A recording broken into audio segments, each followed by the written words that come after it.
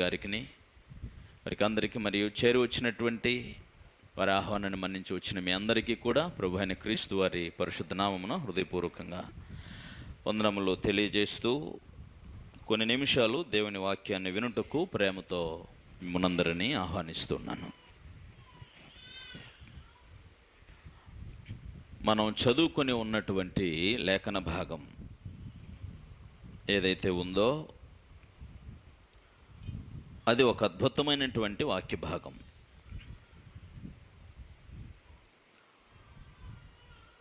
శ్రేష్టమైన ప్రతి ఈవియు, సంపూర్ణమైన ప్రతి వరమును పరసంబంధమైనదై జ్యోతిర్మయుడగు తండ్రి యొద్ద నుండి వచ్చును. ఆ తండ్రి యందు ఏ చంచలత్వమైనను గమనముల వలన కలుగు ఏ ఛాయ అయినను లేదు.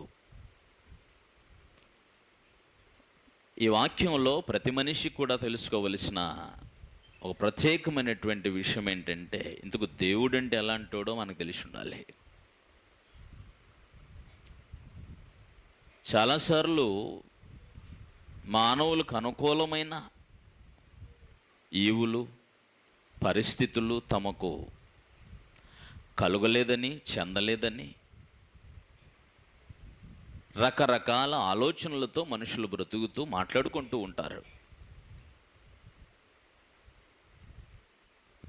కానీ దేవుని యందు అటువంటిది ఉండదు. ఆయన ఏదైనా ఇవ్వాలనుకున్నా, చేయాలనుకున్నా తాను సంకల్పించిన దానినే ప్రతి మనిషికి ఇస్తాడు, చేస్తాడు. అయితే ఇందులో ప్రత్యేకంగా తన సంకల్పానుసారమైన పిలుపు మేరకు, అనగా రక్షణ సువార్తను విని సత్యవాక్యము వలన జన్మించినటువంటి వారిని ఉద్దేశించి స్పెషల్గా చెప్తున్న మాట ఉంది అది. కానీ ఇందులో బహువిశేషంగా ఆలోచించదగిన విషయం ఏమిటంటే, శ్రేష్టమైన ప్రతి ఈవి అన్నాడు. ఈవి అంటే బహుమానము అని అర్థం. ఈవి అంటే బహుమానం అని అర్థం. ఈ బహుమానమును గూర్చి మాట్లాడుతూ అది శ్రేష్టమైనది అన్నాడు. ఏమన్నాడు? శ్రేష్టమైన ఈవి. అది సాక్షాత్తు జ్యోతిర్మయుడగు తండ్రి యొద్ద నుంచి, దేవుని యొద్ద నుంచి వచ్చే బహుమానం. మనం కూడా అప్పుడప్పుడు బహుమానాలు తెచ్చుకుంటాం. స్కూల్లో ఆటల పోటీల్లో గెలిచినప్పటి నుంచి మనం వివిధమైనటువంటి స్థానాల్లో, స్థాయిలలో గొప్పవారు అనబడిన వారి చేత ఎన్నో బహుమానాలు తెచ్చుకొని ఏం చేస్తుంటామంటే, అందరికీ కనబడేటట్టుగా హాల్లో, మంచి ఇల్లుంటే ఆ హాల్లోనైనా, చిన్న ఇల్లున్నా పర్వాలేదు కానీ దానికంటూ ఒక సెల్ఫ్ ఉంటుంది. ఆ సెల్ఫ్లో అందరికీ కనబడేటట్టుగా ఆ బహుమానాలన్నింటినీ పెట్టుకుంటారు. మన ఇంటికి వచ్చినటువంటి వాళ్ళు ఇంకా వాటిని గూర్చి అడగకముందే, చూడకముందే తలెత్తి ఆ బహుమానాలను మనం చూస్తున్నప్పుడు, ఇదండి పలానా సమయంలో, పలానా సందర్భంలో ఈ బహుమానం నాకు అందింది, కానీ ఈ బహుమానాన్ని నేను డైరెక్ట్గా ప్రధానమంత్రి గారి చేతుల మీద పొందుకున్నాను అని గర్వంగా చెప్పుకుంటుంటాం. నిజమేనండి. మానవ మాతృడుగా భూమి మీద క్షయమైపోయే ఒక చిన్న బహుమానాన్ని పొందుకున్నటువంటి మనం, మన ఇంటికి వచ్చిన వారు, తెలిసిన వారు, తెలియని వారు ఎవరైనా సరే మన ఇంటికి వస్తే వారికి ఆ బహుమానాన్ని గొప్పగా చూపించటం కొరకు జాగ్రత్తగా భద్రపరచి, పగలకుండా, విరగకుండా కాపాడి అందరికీ చూపించే ప్రయత్నం చేస్తుంటాం కదా. ఆ బహుమానము ఎప్పుడు ఎక్కడ పొందుకున్నామో చెప్తాం, ఆ దానిని ఎవరి చేతుల మీద పొందుకున్నామో గొప్పగా చెప్పుకుంటాం. మీకు అర్థమై ఉండాలి, దేవుని కంటే గొప్పవాడు ప్రపంచంలో ఎవరు లేరని. మరి సాక్షాత్తు దేవుడే మానవాళికి ఒక శ్రేష్టమైన శ్రేష్టమైన బహుమానం. అక్కడ ఆయన చెప్పినప్పుడు ఆ మాటల్లో దేవుడిచ్చేటువంటి ఈవులు చాలా ఉన్నాయి. దేవుడిచ్చే ప్రతి ఈవి శ్రేష్టమైనది. శ్రేష్టమైన ప్రతి ఈవియు అన్నప్పుడు ఒకటి కాదు, చాలా ఉన్నాయని అర్థం. కానీ ఈరోజు మనం ఆలోచించినటువంటిది శ్రేష్టమైన ఈవి అని అంటే అది బహుమానం అయితే సాక్షాత్ అది దేవుడిచ్చి బహుమానం అని అందరికీ తెలిసిన వాక్యం. 127వ కీర్తనలోని 3వ వచనంలో అక్కడ గర్భఫలం యెహోవా ఇచ్చు బహుమానం అని చదువుకుంటాం. దేవుని బహుమానం అది. సాక్షాత్తు దేవాది దేవుని చేతుల మీదుగా మానవాళికి ఇవ్వబడిన శ్రేష్టమైన ఈవి. ఏ ఈవి అది? శ్రేష్టమైన ఈవి. దీన్ని అలాగా మీ మనసులో ఉంచి ఈ ఈవితో మీరు దేన్నైనా పోల్చగలరా? ఈ బహుమానంతో దేన్నైనా పోల్చగలరా?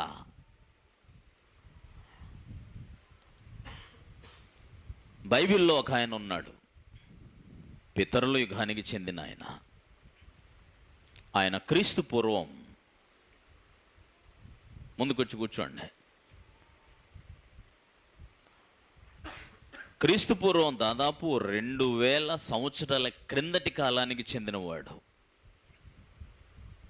క్రీస్తు పూర్వం 2000 సంవత్సరాల క్రిందటి కాలానికి, ఆ కాలంలో బ్రతికినటువంటి వాడు. ఆయన పేరు అబ్రహాము. ఒకసారి ఆయన దగ్గరికి వెళ్ళి వచ్చొద్దాం. మనకి బహుమానం యొక్క గొప్పతనం ఏంటో తెలియాలి అని అంటే, శ్రేష్టమైన ఈవి యొక్క అవసరత ఏంటో మనకి తెలియాలి అని అంటే, అది దేనితో సాటి కాదు అన్న విషయం మనకు అర్థం అవ్వాలి అని అంటే అక్కడికి వెళ్ళి ఆలోచన చేయాల. శ్రద్ధగా వినండి. ఆదికాండము 15వ అధ్యాయము, ఆదికాండము 15వ అధ్యాయము మొదటి 2 వచనాలు చదువుదాం. యెహోవా వాక్యం అబ్రహామునకు దర్శనముందు వచ్చి, అబ్రహామా భయపడకుము, నేను నీకు కేడము, నీ బహుమానం అత్యధికమగునని చెప్పాను. అందుకు అబ్రహాము అంటున్నారు, ప్రభువైన యెహోవా నాకేమిచ్చుననేమి, నేను సంతానము లేని వాడనైపోవుచున్నానే. తన పనివారులు 318 మంది పనివాళ్ళలో నమ్మకమైన వాడు పెద్ద దాసుడని ఒక ఆయన ఉన్నాడు. అతడు ఎలియాజరు, దమస్కు పట్టణస్థుడు. అతని గురించి మాట్లాడుతున్నాడు. దమస్కు వాడైన ఎలియాజరే కదా నా ఇంటికి ఆస్తికర్త అవుతాడు.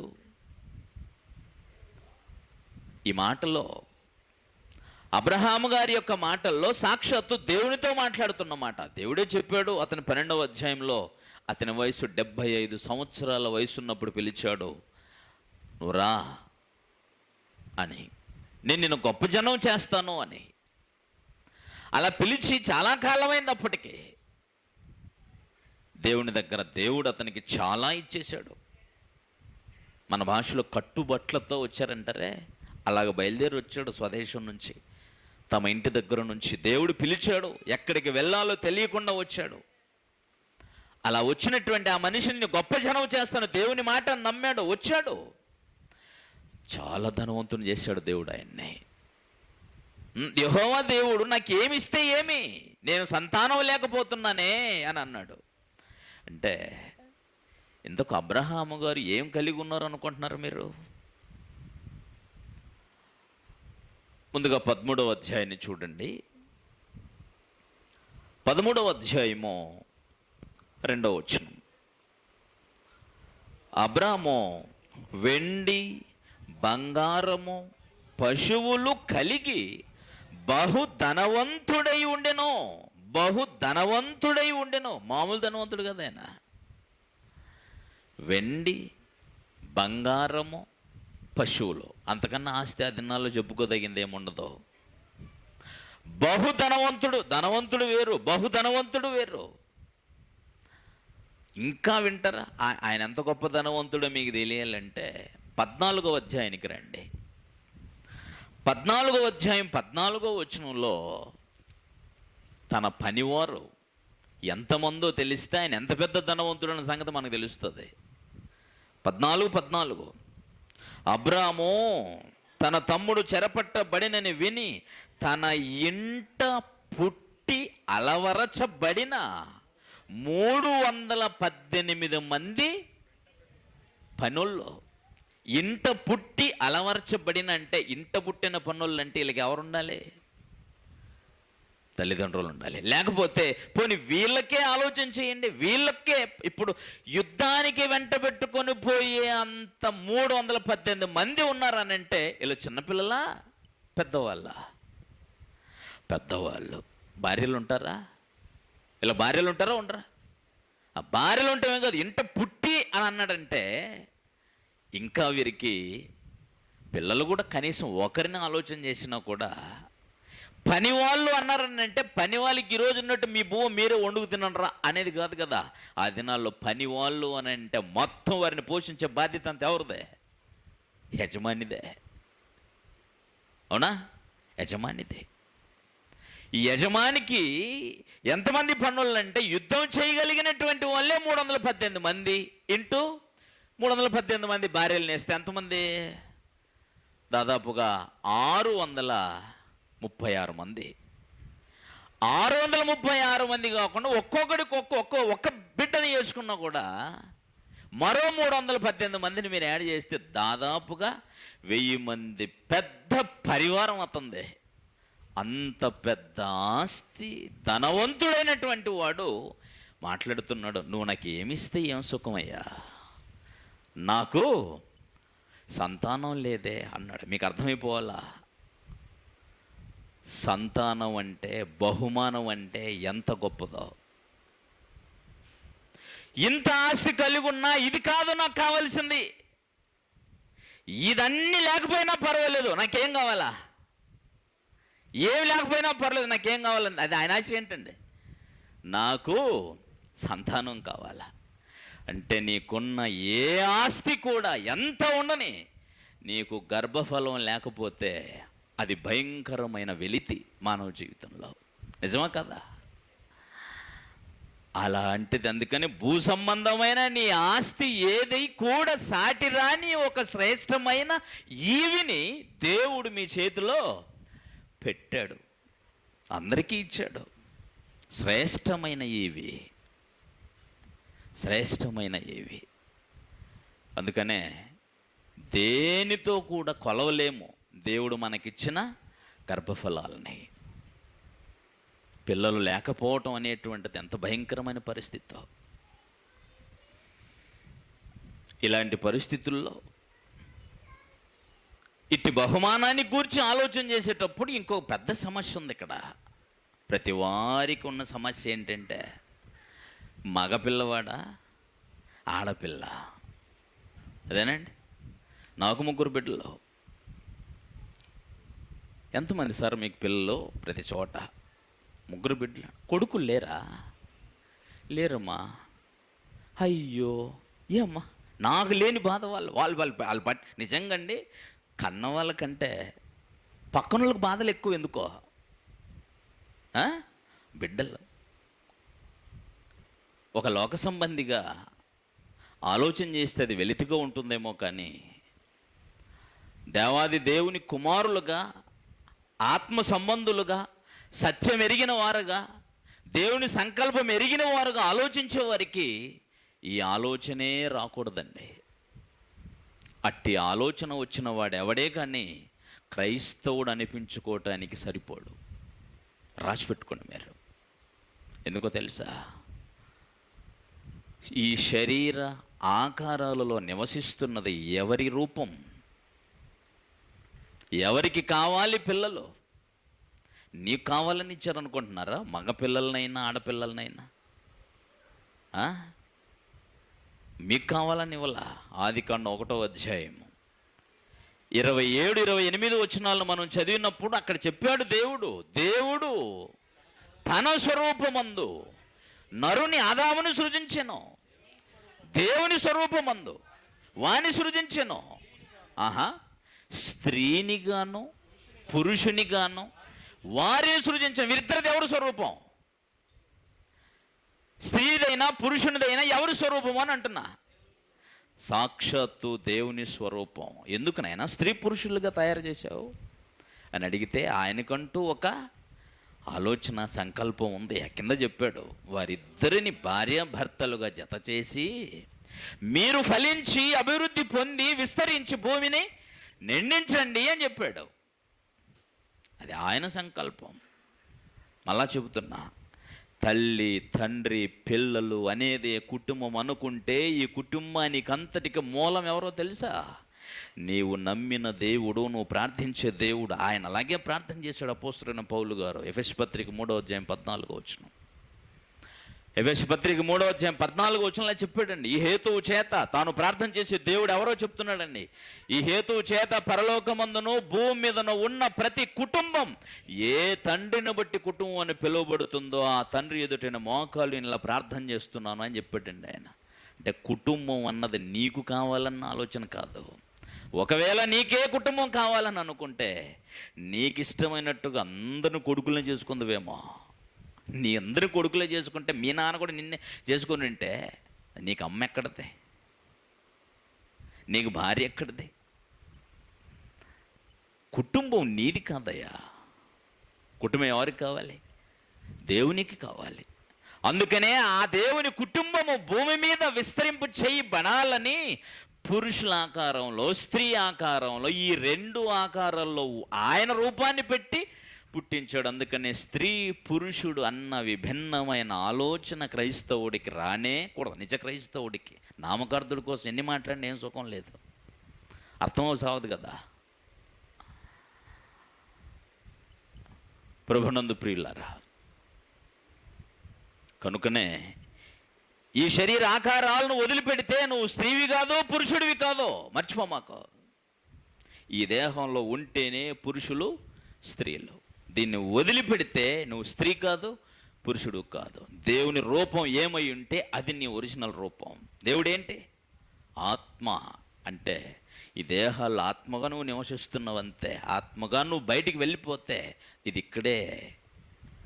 అందుకని దేవుని పిల్లలుగా ఎప్పుడు కూడా స్త్రీ పురుషుల విభిన్నమైన ఆలోచనలు ఎప్పుడూ చేయకూడదు. ఒకటి. రెండవది, ఖచ్చితంగా అది శ్రేష్టమైన ఇవి. దానికి ఒక మంచి విషయం చెప్పాడు మనం చదివిన వాక్య భాగంలో. శ్రేష్టమైన ప్రతి ఈవియు సంపూర్ణమైన ప్రతి వరమును పర సంబంధమైనదై అన్నాడు అని చూడండి. అక్కడ ఏలోక సంబంధం ఏంటది? ప్రతి ఈవి, ప్రతి వరం, ప్రతి బహుమానం అది ఎక్కడికి సంబంధించింది? పరలోకానికి సంబంధించింది. ఇక్కడ కొంచెం ఆగి మరలా ఆలోచన చేద్దాం. ఇందాక మీరు అబ్రహాముని గురించి చూసారే, ఆయనకి చాలా ఆస్తి ఉంది, లెక్క పెట్టలేనంత పెద్ద ఆస్తి ఉంది. కానీ తనకి ఎవరు లేరు? వారసులు లేరు, పిల్లలు లేరు, సంతానం లేకపోతుండనే వారసులు లేరే అని అన్నాడు అంతే. ఎందుకు నీకు వారసులు? ఇదంతా నాకు ఇచ్చావు కదా, ఇదంతా కాదు, నాకు వారసులు కావాలి. ఎంత ఉన్నా వారసులతో సమానము కాదు. మరి దేవుడు అంటే ఎంత ఉన్నోడు అంటారు? ఎంత ఉన్నోడు అంటారు? ఆయన మాట్లాడుతూ కీర్తనల గ్రంథంలోని 50వ కీర్తనల గ్రంథంలోని 50వ కీర్తనలో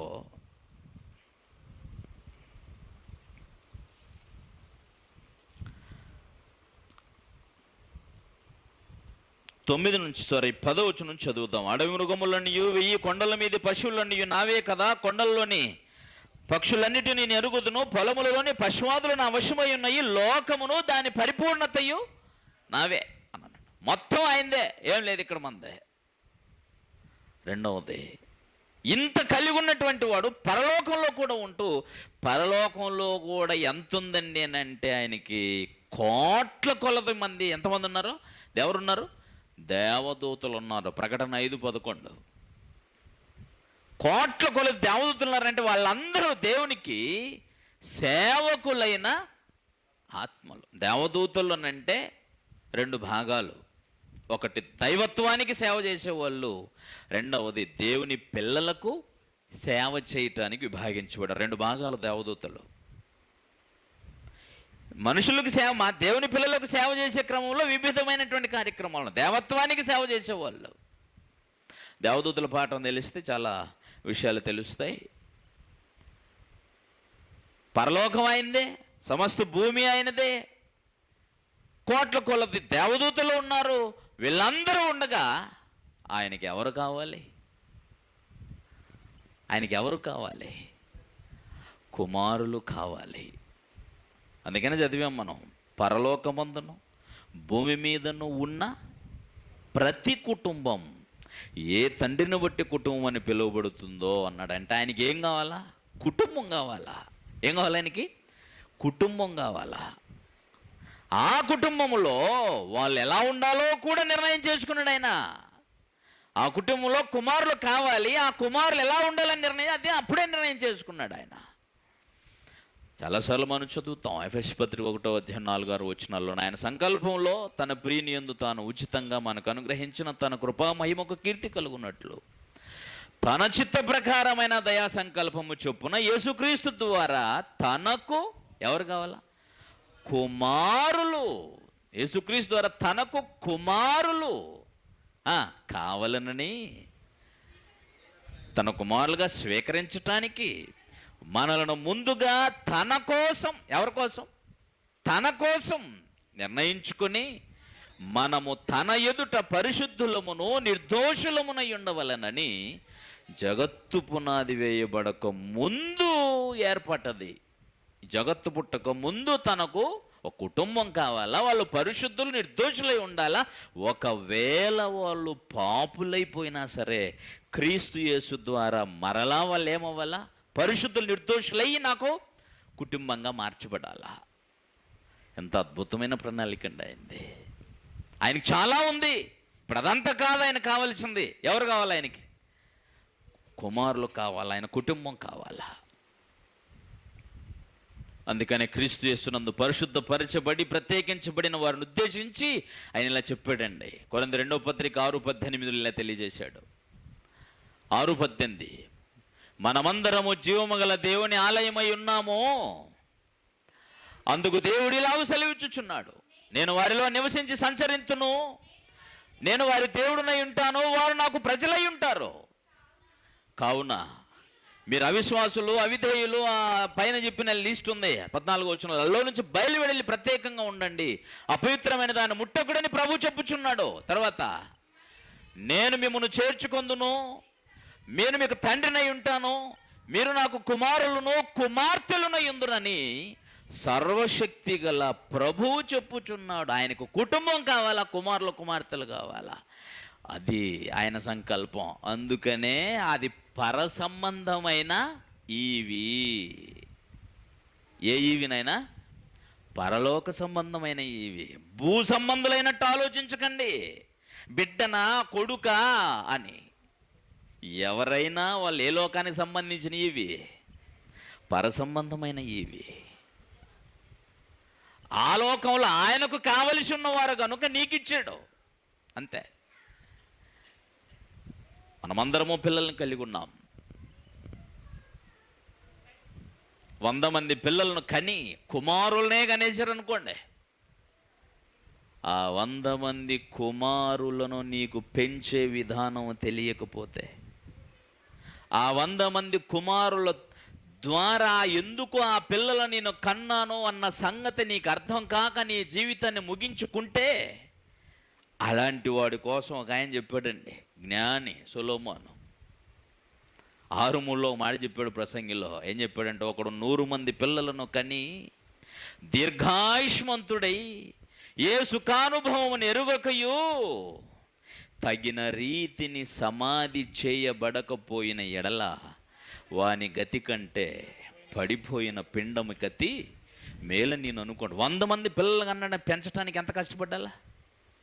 ఏ సుఖానుభవం ఎరుగక దీర్ఘాయుష్మంతుడైనా పర్వాలేదు, అతని ముగింపు సరిగా లేకపోతే 100 మంది పిల్లలు పుట్టకపోవడం కాదట, వాళ్ళని గన్న వీడే పిండంగా ఉన్నప్పుడే పడిపోయి ఉంటే వీడికి మేలు, ఎందుకంటే నిత్య దేవుని సన్నిధి కన్నా చేరుండేవాడు అని. అర్థమవుతుందా మీకు?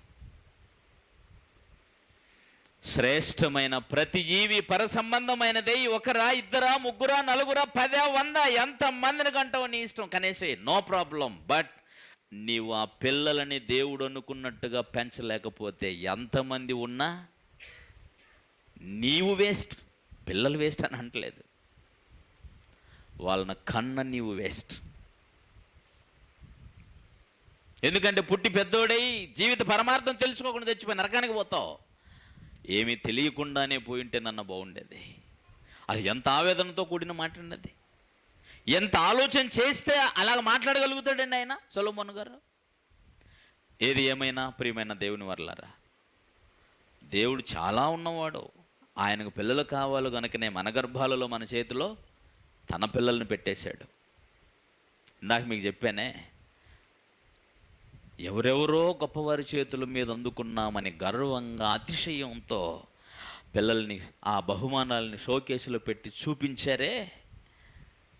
ఇప్పుడు ప్రపంచాన్ని కలిగించిన దేవాది దేవుని చేతుల మీద పొందుకున్న మీ బహుమానాలని షోకేసులో పెట్టి అందరికీ భద్రంగా దుమ్ము పట్టకుండా ఎలాగ తుడిచి నీట్గా కనబడేటట్టుగా అందరికీ చూపించి చెప్పాలనుకున్న మీ చిన్న ఆలోచన కాస్త డెవలప్ చేసి ఏం చేస్తారు? సృష్టికర్త అయిన దేవాది దేవుడు మిమ్మల్ని ప్రేమించి అనుగ్రహించిన ఆ బహుమానాలని జాగ్రత్తగా కాపాడి ముందు దేవునికి చూపించండి. పుట్టించి కని పెంచి పెద్దవారిని చేసి పెద్ద వేదికేసి, ఇదిగోండి మా పిల్లల్ని ఇంత పెద్దవాళ్ళని చేసామండి అని మన బంధువర్గాన్ని అంతటిని పిలిచి పెళ్ళికి వేదికేసి కూర్చోబెట్టామే, ఆ వేదిక దేవునికి వెయ్యాలి. అంటే ఈ వేదికేసామని అంటే కూర్చున్న వాళ్ళు ఎంత గొప్ప వాళ్ళైనా వాళ్ళ తర్వాతనే. ఎవరి తర్వాత? వేదిక మీద కూర్చున్న కుమారుడు, పెళ్లి కుమార్తె, అంతేనా? వాళ్ళ తర్వాతనే. ఇంకా పెళ్లి పీటల మీద కూర్చున్న వాళ్ళు 10,000 సార్లు 10,000 రూపాయల బట్టలు కట్టుండొచ్చు, కానీ పెళ్ళికి వచ్చిన 1,00,000 రూపాయల బట్టలు వేసుకొచ్చి ఉండనే. కానీ పెళ్లి పీటల మీద కూర్చున్న వాళ్ళే గొప్ప వాళ్ళు అక్కడ.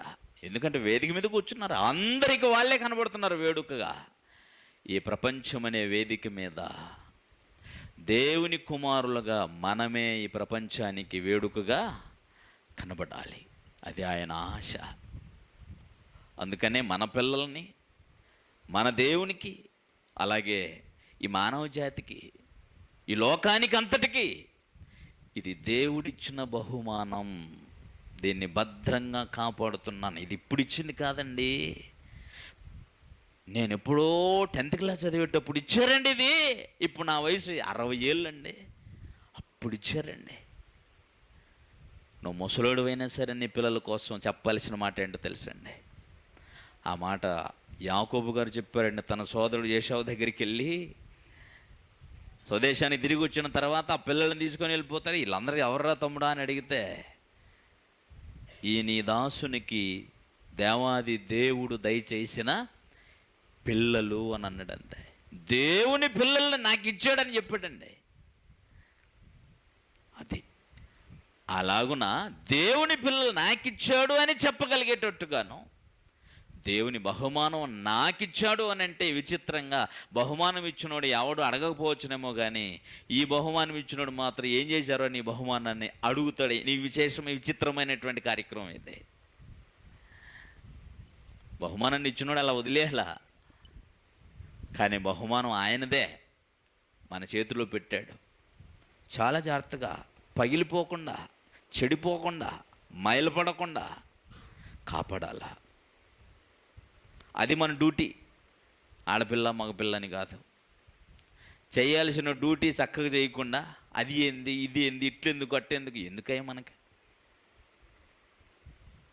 ఏది లేకుండా ఆస్తిపాస్తులు కలిగిన వాళ్ళు ఏం సుఖం అండి. చూసారా, అనిల్ అంబానీ, ముఖేష్ అంబానీ, ఆవిడ కొడుకు మనం పెళ్లి చేశాడు కోట్ల రూపాయలు తగలేసి. కానీ విచిత్రం అంటే గట్టి ఏసులు పడుకోవడం చేత కదా ఆడికి. ఇద్దరికి తండ్రి కొడుకు లేచులు పడుకుంటూ చచ్చిపోతారు తెల్లారేసరికి. తెలుసా మీకు? అనిల్ అంబానీ కూడా ఏసీ రూమ్లో పడుకోవడం తెలుసండి మీకు? పడుకుంటే చచ్చిపోతాడు తెల్లారేసరికి. ఎంత ఉంటే ఏం సుఖం అండి. కొడుకు కన్నాడు పాపం, కొడుకుని పెళ్లి చేసేసాడు. ఎప్పుడు జీవితం ముగిసిపోద్దో తెలియదు పాపం. ఎందుకంటే ఆరోగ్యం బాగోలేదు. శరీర సంబంధమైన వ్యామోహాలతో పెళ్లి చేసుకునే వాళ్ళు కొందరు, పిల్లల్ని కనేవాళ్ళు కొందరు, అరులేరు ఇల్లేరు అనే ఆశలతో, ఇంకా ఏవేవో లోకాశలతో పరిగెత్తే వాళ్ళు మరి కొంతమంది. ఏది ఏమైనా దేవుడు వాళ్ళకి తెలుసు అండి ఎందుకు పిల్లల్ని కన్నామో. వాళ్ళకు ఒకటే తెలుసు, ప్రపంచాన్నంతటినీ మా యొక్క మాటల ప్రకారంగా ధనబలంతో ఏలాలని మాత్రమే తెలుసు వాళ్ళకి. కానీ వాళ్ళే ఎందుకు పుట్టారన్న సంగతి వాళ్ళకి తెలియదు. కానీ దేవుడు మనల్ని తన కోసం కన్నాడు. ఇక్కడ కుటుంబంగా ఉండడానికి కాదు, తన యొద్ద నిత్యము ఉండడం కొరకు ఆ నిత్యమైన ఆత్మరూపాన్ని మట్టి దేహాల్లో పెట్టి పంపించాడు. ఉన్నటువంటి 60, 70, 100 ఎన్నేళ్ళు మీ దేవుడు మీకు ఇచ్చినటువంటి ఆరోగ్యం ఎంత ఉందో, ఆయుష్ ఎంత ఉందో అంతకాలం బ్రతకండి. కానీ ఎందుకు మనము పుట్టాము అనేది ముందు తెలుసుకోండి. రెండవది, ఎందుకు దేవుడు మనల్ని ప్రేమించి పిల్లల్ని ఇచ్చాడు అన్న సంగతి ముందు రెండవది తెలుసుకోండి. అది తెలుసుకోకుండా ఈ బ్రతుకును ముగిస్తే నిష్ప్రయోజనం. అందుకనే ఈ బ్రతుకులో మనం పుట్టకపోతేనే, మనం పిండంగా ఉన్నప్పుడు చచ్చిపోయినా కనీసం దేవుని సన్నిధికి వెళ్ళున్నాం. పిల్లల్ని సరిగ్గా పెంచకపోతే నరకానికి పోతాం, మర్చిపోకండి. అడుగుతాడు ఆయన. ఒకడికి 1 ఇచ్చి, ఒకడు 2 ఇచ్చాడంట, ఒకడికి 5 ఇచ్చాడంట, ఒకడికి 1 ఇచ్చాడంట. ఏంటి? తలాంతులు. అయ్యా 2టికి 2 సంపాదించి శబాష్ అన్నాడు అంతే. 5టికి 5, 5 మంది కొడుకులు, 5 మంది కోడళ్ళని, పిల్లల్ని నీకోసమే పెంచాను ఆయన, నాకు తిని లేకపోయినా పర్వాలేదు. నా దగ్గర ఆస్తిపాస్తులు లేవు, నీ పిల్లలు నువ్వు ఇచ్చిన వారిని నీకోసం భద్రంగా పెంచేసాను ఆయన చెప్పావు. శబాష్, ఒక్కడనే ఇచ్చావు. ఉన్న ఆ ఒక్కడిని నేను లోకంలో గొప్పని చేద్దాం అనుకున్నా, వాడేమో దేనికి పనికి రాకుండా పోయాడు. ఇదే ఇప్పుడు నెక్స్ట్ చెప్పబోయే సమాధానం. ఉన్న ఒకనే ఇచ్చేవాడు దేని పనికి రాకుండా పోయాడు. అని అలాగ ఇవ్వబడిన ఒక బహుమానం కోసం చెప్తావో, చివరికి నీవెందుకు పుట్టావన్న సంగతి కూడా మరిచి ఉన్న ఈ దేహాన్ని కూడా మట్టిలో పాతిపెట్టేసి వచ్చానని చెబుతావో. సోమరివైన చెడ్డదాసుడు అని ఒక బిరుదు ఇవ్వలా. తర్వాత ఏమన్నా ఈ పనికి మాలోని తీసుకొని పోయి ఏడకట్టేయాల లేకపోతే నాడేముంటుంది? ఏముంటుందండి? చీకటి, పళ్ళు కొరుకుట ఉంటుందట. ఎంత కోపం ఏంటండి యజమానికి? ఇస్తే ఇచ్చాడు, ఆయనే పిలిచి ఇచ్చాడు. ఎవడోడు సామర్థ్యం కొలతాయి. ఆయన చెబుతుంది ఏంటో తెలుసండి, నీకు ఇచ్చిన ప్రతిదాన్ని కూర్చుని నేను తిరిగి లెక్క అడుగుతా. నువ్వు బరాబర్ లెక్క చెప్పాలి నాకు. ఎందుకంటే నువ్వు పుట్టిందే నా కోసం, అదే ఆయన లెక్క. నిన్ను పుట్టించిందే నా కోసం. నీ జన్మ పరమార్థాన్ని ఎరుగక, నీ భార్య పిల్లల భవిష్యత్ జన్మ పరమార్థాన్ని తెలుసుకోకుండా మీ జీవితాలను ముగించుకుంటే మన జీవితాలకి అర్థమే ఉండదు. పిల్లలు ఇంకా పసితనంలో మన చేతిలోనే ఉన్నారు. బాగా ఆలోచించండి. ఈ సందర్భంలో అదే మీకు తెలియజేస్తున్నటువంటి దేవుని తరఫున దేవుని యొక్క సందేశం. కాబట్టి ఈ క్రమంలో మనం పిల్లల్ని పెంచితే ఎలా పెంచాలో తెలుసమ్మా? ఎలా పెంచాలో తెలుసా?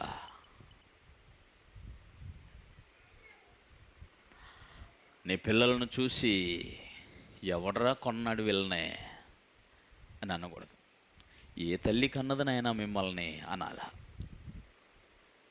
అలా అన్నారు యేసుప్రభు వారు. దయగలిగిన బోధ, దయగలిగిన మాట, దేవుని సేవలో నిమగ్నుడై పరిచర్యలో పరిగెడుతుంటే ఆ మహాసభలో ఉన్న ఒక స్త్రీ పరిగెత్తుకొని వచ్చిందండి ఆయన దగ్గరికి. లూకా 11:27 ఆ సమూహంలో ఉన్న ఒక స్త్రీ లేచి ఇలా చెప్పింది, అయ్యా నిన్ను కన్న, నిన్ను మోసిన గర్భమును, నీవు కుడిచిన స్తనములను ధన్యమైపోయాయి అన్నదంతే. పొగిడేసింది ఆ తల్లి అంతే. లోకం అదేనండి చెప్తుంది. తెలుసో తెలియక కానీ సామెత గట్టిగా రాశారు. పుత్రుడు పుట్టినప్పుడే పుట్టదు జనుల పుత్రోత్సాహంబు, పుత్రుని కనుగొని పొగడగ పుట్టును వాస్తవమైన నిజమైన పుత్రోత్సాహంబు అనే. పిల్లలు పుడితే ఆనందం, అందరికీ స్వీట్లు పంచేయడం కాదు.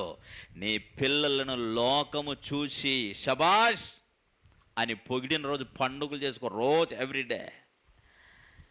అలా కానప్పుడు రోజు ఏడుస్తూ పడుకో. మళ్ళా చెబుతున్నాను, అంత దూరం వెళ్ళక్కర్లా. పిల్లలు ఇంకా మీ చేతుల్లోనే ఉన్నారా? అక్కడ నుంచి ఆలోచన చేయండి. ఇది నాకు తానుకు కావాలని ఇచ్చింది. నేను ఆయన కుటుంబంలోని కుమారుణ్ణి. ఆ కార్యక్రమంలో నాది ఒక పాత్ర, ఆ కుటుంబంలో నాది ఒక పని, నాకు ఒక బాధ్యత ఇచ్చాడు. దీనిని సరిగ్గా నెరవేర్చాలి అని. అలాగ నెరవేర్చినటువంటి యేసు ప్రభు వారిని చూసారా? నేను నా తండ్రి ఇష్టాన్ని నెరవేర్చడానికే వచ్చా, నా ఇష్టాన్ని నెరవేర్చుకోవడానికి నేను రాలా. యేసు ప్రభు వారి జీవితం బాల్యదశ 12 సంవత్సరాల వయసులోనే దేవాలయంలో కూర్చొని బోధకుల మధ్య కూర్చుండి వారి బోధలు వింటూ ఆలకిస్తూ ప్రశ్నలు అడుగుతూ ఉన్నాడట. వారికి తెలియని వాటి కోసం ఈయన ఆన్సర్ చేస్తుంటే చూసేవారు అందరూ ఆశ్చర్యపోయారు. అది అప్పుడు ఆయన వయసు 12 సంవత్సరాలు. ఆ 12 సంవత్సరాల వయసులోనే మన పిల్లలకు మాటలు వచ్చు, మంచి చెడు తెలుస్తుంటుంది, అన్నీ తెలుసు. అప్పుడే వారికి, అందుకని ఆ వయసు వచ్చేలోగా మన పిల్లలు దేవుని గురించి మాట్లాడేటట్టుగా ఉండాలి, నీతి న్యాయాలను గురించి ప్రకటించేవారుగా ఉండాలి. అలాగ ప్రభు అయిన క్రీస్తు వలె మనం పెంచితే, మనం మన పిల్లల్ని పెంచితే యుక్త వయసుకు వచ్చిన తర్వాత దేవుని రాజ్యంలో ప్రవేశించటానికి, క్రీస్తు మార్గంలో నడవటానికి, క్రీస్తును పోలి జీవించటానికి, క్రీస్తు యేసు ద్వారా దేవునికి కుమారులుగా మనలందరినీ స్వీకరించడానికి ప్రభు అయిన క్రీస్తు యేసునందు అనుగ్రహించిన ఆ కృపని మనము సద్వినియోగము చేసుకోవాలి. అలాంటి జీవితాన్ని జీవించటానికి దేవుడు గర్భఫలాలను మన చేతిలో పెట్టాడు. ఆయనకి ఎంత ఉన్నా మనము లేని లోటు చాలా పెద్దది. అందుకనే మనం ఆయన కావాలనే ఆయన మనల్ని భూమి మీదకి పంపించాడు. ఆలోచించండి. మంచి నిర్ణయాలతో మన పిల్లల్ని దేవుని కొరకు పెంచే ప్రయత్నం చేద్దాం. ఈ ప్రపంచం అనే వేదిక మీద నీ పిల్లలకంటూ ఒక ప్రత్యేకమైన ప్రాధాన్యత ఉండాలి. చూసి నీ పిల్లలని, వాళ్ళు ఎప్పుడు దేవుని పనిలోనే ఉంటారబ్బా, వాళ్ళు దేవుని గూర్చే మాట్లాడతారు, వాళ్ళు దేవుని గూర్చే పాడతారు, వాళ్ళు దేవుని సేవకులు అంతే. దేవుని పోలికలోనికి ఎదుగుతున్న పిల్లలని మన పిల్లలను గూర్చి, మన కుటుంబాలను గూర్చి లోకం మాట్లాడుకునేటట్టుగా పెంచిన రోజు నిజంగా పెళ్లి వేదిక మీద మన వాళ్ళందరూ మన పిల్లల్ని మెచ్చుకున్నా మెచ్చుకోకపోయినా దేవాది దేవుడు మనల్ని మెచ్చుకుంటే తన నిత్యమైనటువంటి కుటుంబంలో మనల్ని చేర్చుకుంటాడు. దాని కొరకు సిద్ధపడదాం. ఆ కుటుంబంలో చేర్చబడటానికి మనం కుటుంబంగా కట్టబడదాం. అలాంటి కృప పరమ తండ్రి మనందరికీ అనుగ్రహించుగాక. ఆమేన్. ప్రార్థన చేసుకుందాము. తల్లు వంచి కళ్ళము అండి. మహిమాన్వితుడైన తండ్రి, జగత్తు పుట్టక ముందు నీకు కుటుంబం కావాలన్న మీ సంకల్పంలో మీ కుమారుని జ్యేష్ఠుని చేయాలని, మేమందరము నీకు పిల్లలుగా కుటుంబంగా ఉండాలన్న మీ సంకల్పం మహా గొప్పదే. మీ సంకల్పం ఎరుగకయ్యే నశించిపోతున్నటువంటి ప్రపంచంలో నాయన, మీ సంకల్పాన్ని తెలుసుకోగల మహాభాగ్యాన్ని తలుపులైన మాకు దయచేసినందుకు స్తోత్రాలు.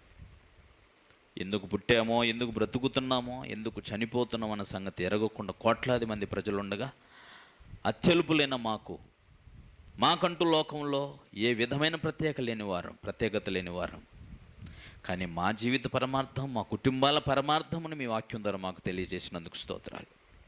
మరొకసారి జాన్ను తన భార్యను ప్రేమించి అనుగ్రహించిన రెండవ సంతానమైన కుమార్తెను బట్టి నీకు స్తోత్రాలు. ఈ సందర్భంలో నీ సంకల్పం ఏంటో, మీ ఆలోచన ఏంటో, అద్భుతమైన నీ మనసు ఏంటో తండ్రి, మీ ఈవి ఎంత శ్రేష్టమైందో, ఎంత గొప్పదో దానిని దేనితోనూ మేము పోల్చుకోలేమనేది పరసంబంధమైనదన్న విషయాన్ని నీ బిడ్డలు క్లుప్తంగా వివరించడానికి కృప చూపించినందుకు స్తోత్రాలు. నీ మాటలను హృదయం అందించుకొని నీ కోసం ఉన్నతంగా బ్రతకగల భాగ్యాన్ని బిడ్డలందరికీ ప్రసాదించండి. మమ్మల్ని అందరినీ కుటుంబాలుగా కట్టారు, కానీ లోకంలో కుటుంబాలుగా పిలువబడుతున్నామే కానీ మీ సంకల్పంలోని కుటుంబంగా పిలువబడలేదు. ఈ విషయం మా మా బలహీనతలను బట్టి మాకు బాగా తెలుస్తుంది. నీ కృపను అనుగ్రహించి అట్టి మీ సంకల్పానుసారమైన కుటుంబం లేనివారు మీ సంకల్పం మెరిగి తమ కుటుంబాలు కట్టుకున్న భాగ్యాన్ని ప్రసాదించవలసిందిగా నీ సన్ని వేడుకొంచున్నాం. ప్రతి విధమైన మహిమ ఘనత మీకు సమర్పిస్తూ మా ప్రభు అయిన క్రీస్తు పేరటి ప్రార్థన అడుగుచున్నాము తండ్రి. ఆమెన్.